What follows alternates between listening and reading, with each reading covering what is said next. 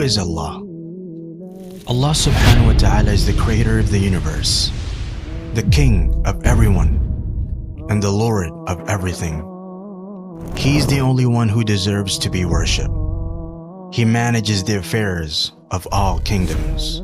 He commands and forbids, creates and provides, gives life and death, raises and lowers people, alternates night and day, and alternates victory and defeat amongst nations, so that one nation rises and another falls.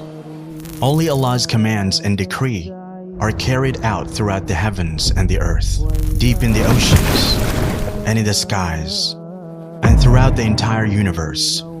His knowledge encompasses all matters, accounting for each and every being and enveloping them with His mercy and wisdom.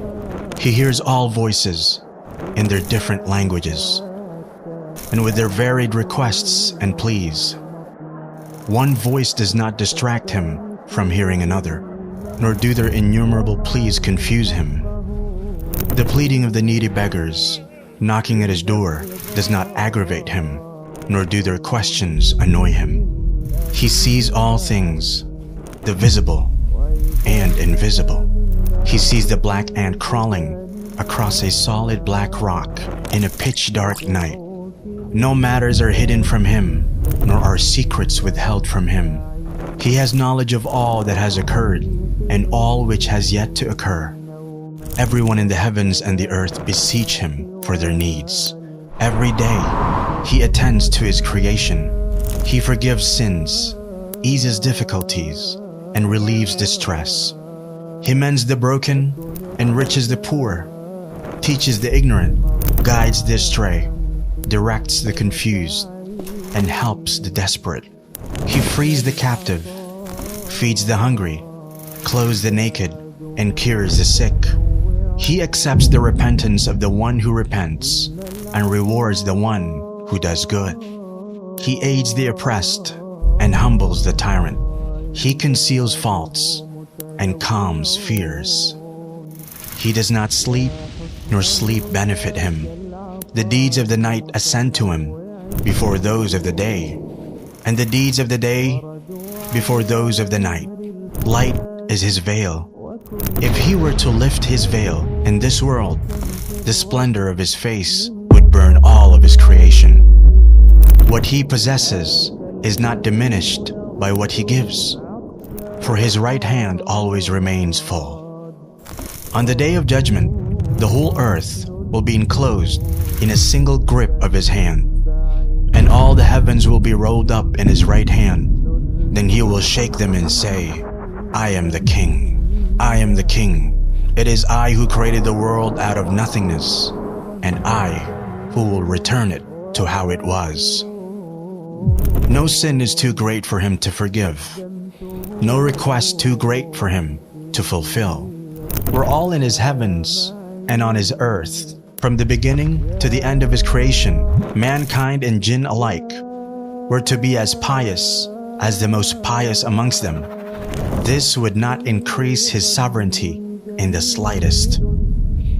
And if they all, from the beginning to the end of His creation, mankind and jinn alike, were to be as sinful as the most sinful amongst them, this would not decrease His sovereignty in the slightest. If all those in His heavens and on His earth, human beings and jinn, living and dead, were to assemble in one place and ask Him, and He gave each one of them what they asked for, this would not decrease what He has by even an atom's weight. He is the first before whom there is nothing, the last after whom there is nothing. He is the Most High, and there is nothing above Him. The most near, and there is nothing closer than Him. He is the most blessed and exalted. He is the most worthy of being worshipped and remembered. He is the most deserving to be thanked and praised. He is the most compassionate of kings, the most generous of those who are asked, the most forgiving of those who have power, and the most just of those who take revenge. With his knowledge comes wisdom. With his might, his forgiveness. And with his withholding, his wisdom. None obeys him except by his permission. None sins except by his knowledge. When he's obeyed, he's appreciative. When disobeyed, he overlooks and forgives. His anger is always just. Every punishment from him is just, and every blessing from him is a favor. He is the closest witness and the nearest protector. He records the deeds and sets down the appointed times for all things. When he intends something to be, he only says it to be, and it is. He's the king who has no partner, the unique who has no rival, the perfect master who has no companion or child. He's the independent who has no helper. Everything will perish except his face. Every kingdom falls except his kingdom. Every grace except his has its limits. There is none like him.